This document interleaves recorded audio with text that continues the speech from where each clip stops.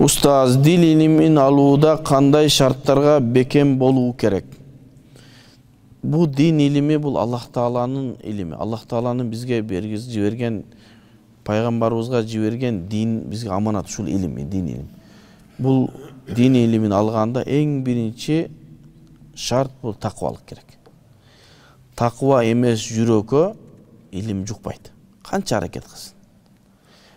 Ошон үчүн Аллах Таала айтпадыбы? Алымдар, таквалар алымдар. Ошон үчүн алым болом, илим жуксун десе, адам таква болушу керек. Анан убактысын туура пайдаланууну билиш керек.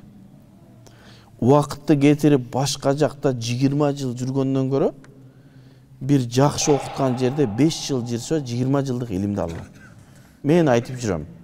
Мен 15 жылга жакын Саудияда окуган болсом, Иорданияга келип 5 жыл окусам, 15 жыл менен 5 жылым тараза бирдей болду. Эми кээбиркилер мага айтат, сен аяктан бардык нерсени окуп түшүнүп келдиң, анан бул жаксага жеңил болду. Бирок Иорданиядагы илимдин тартиби жакшы да. Тартип менен аз убакта көп илим аласың.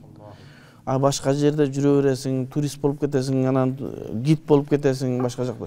Ошентип жүрсөң, анда эмне болот? Чозулуп кетет дагы, аты улук, супрасы курук деген болот. 20 жыл, 25 жыл жүргөнбүз, мага окшоп чаламол болуп кетет. Эмне кылыш керек? Аз убакытта көбүрөөк нерсени окууга аракет кылыш керек.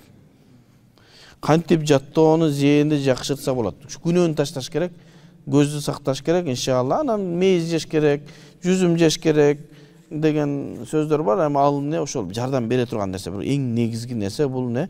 Таквалык, көздү сактоо. Көздү сактаса Аллах Таала зээнди ачып коет иншалла.